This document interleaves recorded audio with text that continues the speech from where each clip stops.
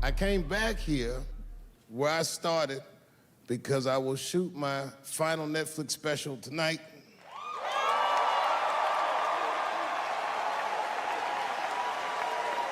That's right. And after this shit, it's time to make America wait again. I've done too well. You know, if you black in show business and do too well, it's scary, nigga. Like, you gotta get the fuck out of the casino while the getting's good, while you're still winning. If you don't walk away from the table, that's how niggas get Kevin Harted. You already know.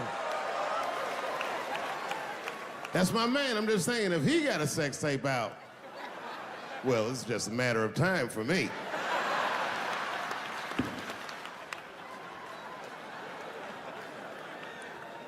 But you know why I be thinking sometimes I want to stop doing comedy? And you know, I don't want to sound like a braggart saying this, but the real reason I want to stop is because I'm too goddamn good at it. I'm dope, nigga. Like, no, I'm not even exaggerating. It's not exciting. Every night before I come out on stage, I'll be backstage like, I'm sure this is gonna go well. And it always does. I'm so good at writing jokes, and this is not even an exaggeration.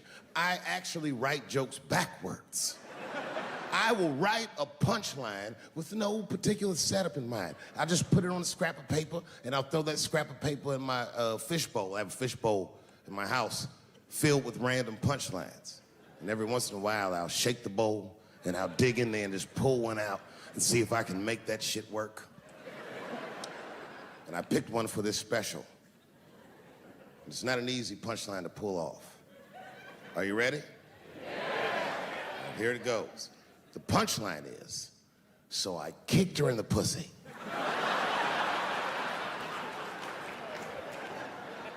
I haven't finished the joke yet.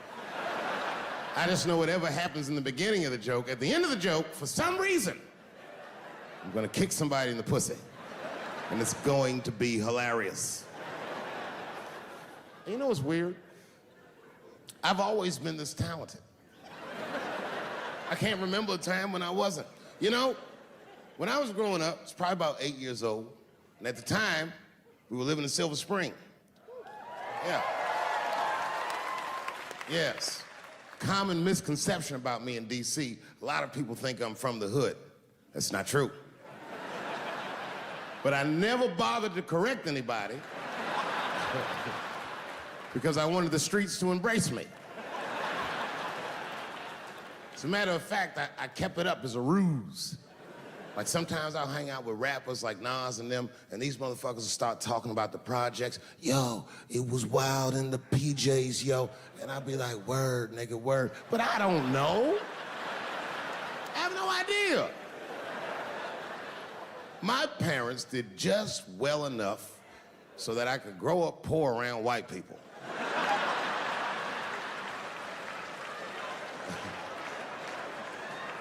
And to be honest, when Nas and them talk about the projects, nigga, I used to get jealous because it sounded fun.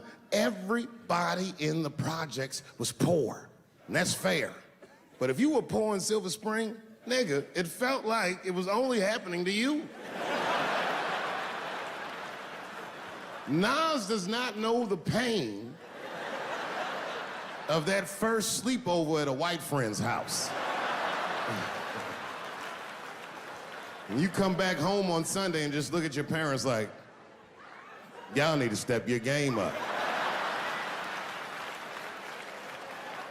Everything in Timmy's house works. Remember the first time you saw that? In the cold winter, and to be at a white friend's house and see the motherfuckers in their living room without their coats on?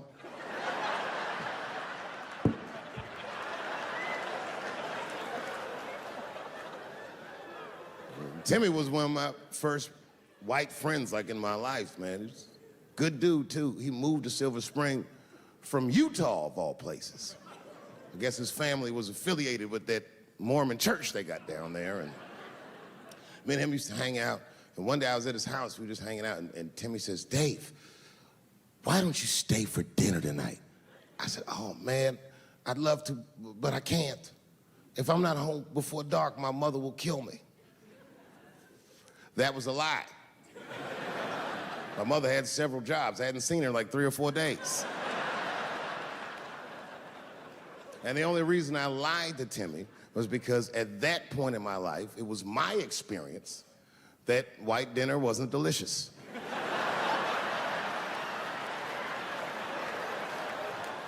I'd rather go home and fry some bologna or some shit like that.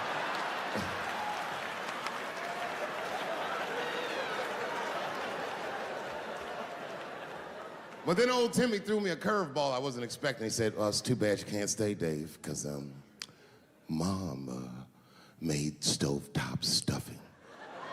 I said, what the fuck, stovetop? Well, hold on, nigga, let me make some phone calls real quick. I had seen that commercial so many times, I had dreamt of getting my hands on some of that stovetop stuffing. And finally, I met a motherfucker that actually had a box of stovetop in the house. I couldn't miss this opportunity, so I pretended to call my mother. And then I came back and I said, Timmy, you're not gonna believe this great news. Mom said I can stay. And he said, fantastic. He said, why don't you come with me and we'll help set the table and then we can say the blessing. I had no interest in setting this motherfucker's table or saying these crazy ass Mormon prayers. I just wanted that goddamn stuffing. So I told Timmy, I said, you know what, I'd love to help, but let me go wash my hands first. My plan was simple. Wash my hands slowly, and by the time I'm done, the table will be set, the blessing will be said, and all that there will be left to do is eat.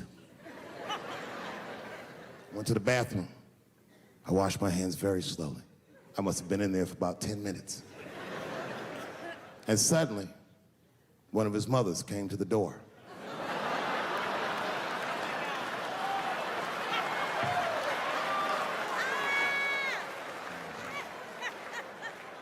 She was like, hi, David, right? I said, yes, ma'am. She said, Timmy tells me that you're planning on staying for dinner. I said, I hope that's not a problem, ma'am. She says, no, it's no problem. In fact, we'd love to have you. It's just that we weren't expecting company. And I'm afraid there's not enough stovetop stuffing for everybody. So I kicked her in the pussy. Bam! Ladies and gentlemen, I told you I'm dope, nigga. I told you what I was gonna say and you still didn't see it coming. And that's why I make the big bucks.